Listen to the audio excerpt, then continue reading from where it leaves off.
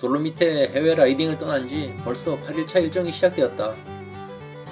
오늘 라이딩은 대부분 도로를 따라서 산을 넘고 영을 몇 개 넘으면서 눈앞에 펼쳐지는 장엄한 풍광을 보게 된다. 그렇다고 안봉이 솟아있는 돌밑까지 직접 들어가는 것이 아니고 멀리서 돌로미테의 전체적인 윤곽을 조망한다. 이렇게 라이딩하면서 감동에 젖어 자전거를 타는 건지 구름을 타는 건지 착각에 빠져들게 하는 일정이 진행된다. 이날 8일차 일정은 오전 9시에 파소셀라 호텔을 출발해서 곧바로 라이딩 계획을 했었다. 그런데 어제 알페디 시우스 고원 라이딩을 하면서 시간이 많이 소요되어 오후 일정에 차질이 생겼었다.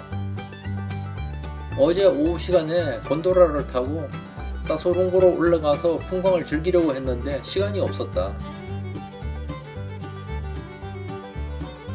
이렇게 해서 아침 8시 10분부터 곤도라가 운행되니까 서둘러서 승강장으로 달려갔다. 이곳의 곤도라 요금은 왕복 16유로를 달라고 한다. 곤도라는 직사각형 모양으로 케이블에 수십 개가 연결되어 빠른 속도로 돌아가고 있었다. 승강장으로 들어서니 건장한 남자 도우미들이 탑승을 도와준다. 곤도라는 직사각형 모양이며 두 명이 빠듯하게 서서 탑승할 공간밖에 안 된다. 그런데 속도가 빨라서 한 사람이 타고 나면 양쪽 손잡이를 잡고 하나 둘 셋 하는 사이에 얼른 올라타야 된다. 곤도라를 타고 점차 고도를 높이면서 올라가는데 탑승 시간이 10분 정도 걸린 것 같다. 정상에 도착하면 곤도라의 속도 때문에 두 명의 건장한 도우미가 팔을 잡아줄 때 뛰어내려야 했다. 문이 열리고 발을 디디면 속도가 빨라서 그대로 넘어질 듯 하니까 양팔을 껴안고 일으켜 세워준다. 사소룽고에 오르면 곤도라 승강장까지 올라도 해발 고도가 높아서 고산층이 느껴진다. 그런데 더욱 멋진 풍경을 보겠다고 모두들 험한 안반길을 기어 오르다시피 올라가는 모습이 보인다. 어느 정도 위험도가 적은 곳까지 힘겹게 올라가서 또 사진 찍기 놀이는 계속된다. 장엄한 안봉 사이로 냉기류가 흐르고 그 사이로 내려다보면 산하가 아련하게 내려다 보인다. 한참 동안 안봉의 벽면에 붙어서 다양한 모션을 취하면서 사진을 실컷 찍고 하산을 한다. 하산길은 올라갈 때보다 더 불안한 것이 바위돌이 굴러다니니까 미끄럼을 타기에 더욱 조심해서 내려간다. 아침부터 사소룽고를 오르느라고 서둘러 수선을 떨었는데 이제 모두 하산했으니 출발 준비를 한다. 이날 라이딩 출발은 오전 10시에 출발해서 도로를 따라가기로 했다. 그런데 라이딩 출발 지점이 파소셀라 고갯길이기 때문에 바로 다운힐이 시작된다. 이제 도로를 타고 라이딩을 하면서 앞쪽에 바라보이는 풍광은 정말 장관이다.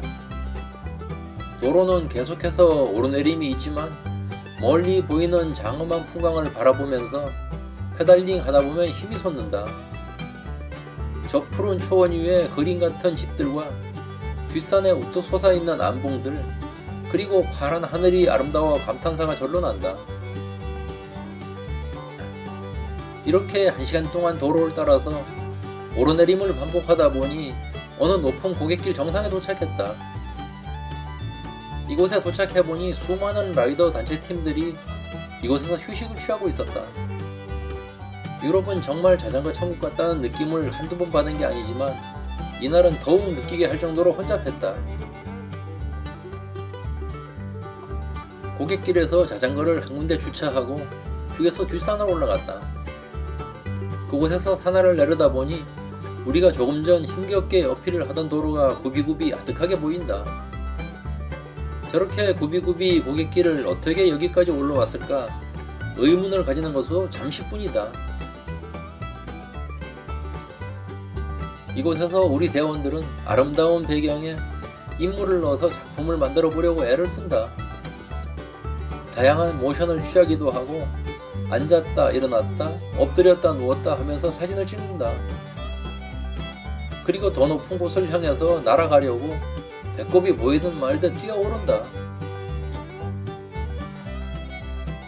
우리 대원들은 뒷동산에 올라가서 실컷 놀고 나서 이제는 동산을 내려와 휴게소로 내려왔다. 아직도 정상의 구겐마루에는 수많은 라이더들이 북적대고 쉬고 있었다. 그들과 함께 기념 촬영을 하자고 해서 몇 장의 사진을 남기고 출발한다. 이렇게 도로를 따라서 한참 동안 다운힐을 하다가 어느 소도시에 진입했다. 이곳을 지나면서 수십여 대의 자전거가 올라오는 모습을 보면서 다운은 계속된다. 조금 더 내려가다 보니 자전거 행렬과 자동차들까지 뒤섞여서 도로가 무척이나 혼잡해졌다. 잠시 후 복잡한 도심을 벗어나서 조금 한적한 외곽의 레스토랑에서 모두들 멈춰섰다. 벌써 12시 30분이 지나서 배꼽 시계가 알람 소리를 내고 있으니 점심 식사를 할 때가 되었다. 이날도 점심 식사는 이탈리아식 피자와 콜라로 또 한 끼를 때웠다. 점심 식사 후 라이딩은 하늘이 맑고 청명해서 햇살이 무척이나 강하게 내리쪼이고 있었다. 약 30분 정도 다운힐과 평평한 도로만 나와서 어려움이 없이 달리고 있었는데 지원 차량이 나타났다. 이제 잠시 후면 어필이 시작되는데 마땅히 나무 그늘이 없어서 적당히 멈춰섰다. 잠시 휴식을 하고 나서 출발하자 서서히 경사도가 높아지기 시작하면서 기어 변속하는 소리가 여기저기서 들린다. 갑자기 어필 구간이 높아지고 있다는 증거라고 할 수 있다. 굽이굽이 계속되는 어필 코스에서 이제 대원들은 서서히 체력대로 각계 전투가 벌어진다. 이렇게 어렵게 굽이굽이 고갯길 정상 해발 2168m 지역에서 휴식을 하면서 주변 풍광에 도취된다. 그런데 휴게소 옆으로 나가니까 이렇게 높은 산꼭대기에 백록담 같은 연못이 보인다. 모두들 이 포인트를 사진에 담기 위해서 똑같은 장소에서 계속 사진을 찍어댄다. 충분한 휴식을 했으면 또 라이딩을 해야 한다. 멀리 장엄한 안봉들과 조화를 이룬 파란 하늘을 보니 자전거를 타는 건지 구름을 타는 건지 착각하게 한다. 그리고 바로 이 포인트에서 멋진 배경을 카메라에 끌어들여서 사진을 수없이 찍어댄다.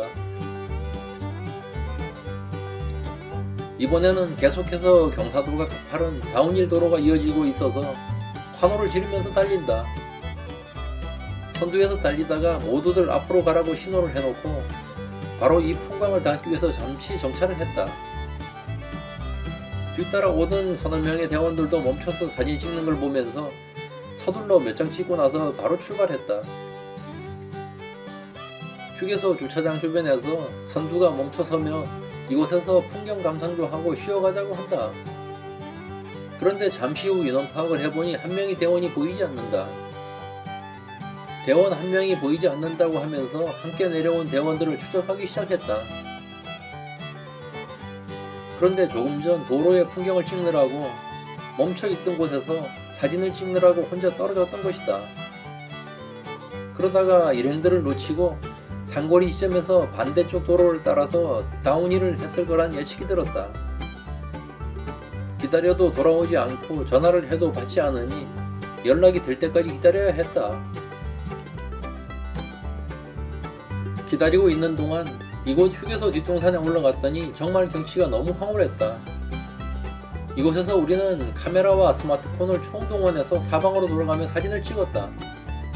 찍고 또 찍고 사진을 찍기 위해서 대원들 전체를 연출시키기도 하면서 시간을 보냈다. 이곳에서 찍은 사진을 모두 합치면 수백 장이 넘는 것 같다. 다양한 모션을 취하기도 하고 자전거를 타고 연출하다가 넘어져 무릎도 까지고 모두 중년들이지만은 이처럼 해맑은 모습들은 아름다운 자연에 도취되어 행복지수가 최고에 달했다는 증거다. 모든 대원들이 이렇게 신나게 놀고 있는 가운데 동키대장은 실종된 대원을 찾기 위해 안절부절이다. 대원 한 명이 급경사 다운을 마치고 경로 이탈 후에 한참 뒤에 연락이 닿았다. 미리 숙소에 도착한 빅토리님의 지원차를 호출해서 마중을 보낸 결과 1시간이 넘어서 돌아왔다. 실종되었던 대원을 어렵게 구조하고 나서 가벼운 마음으로 다운힐을 시작한다. 우리가 오늘 묵어갈 숙소로 향하는 길은 도로를 따라서 계속해서 다운힐 코스라서 전혀 힘들지 않았다. 안장에 앉아서 가속도를 붙여서 내려가면서 가끔씩 페달링을 하면 공짜로 가는 길이다. 선두가 가속도를 붙이면서 하나둘 멀어지고 나는 후미에 떨어진 여성대원 한 명을 살피면서 간다.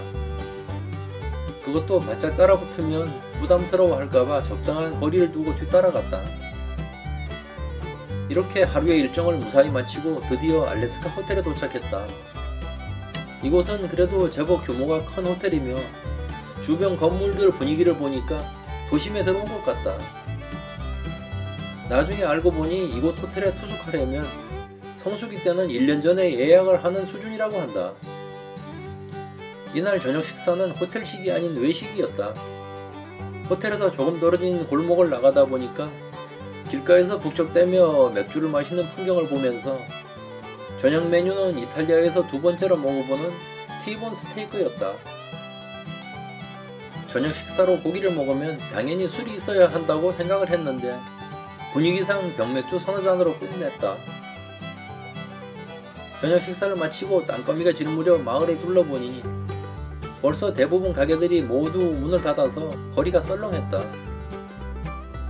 이 주변에서는 더 이상 구경거리도 없으니 어쩔 수 없이 각자 객실에 들어가서 방콕하며 내일을 위해서 휴식을 한다.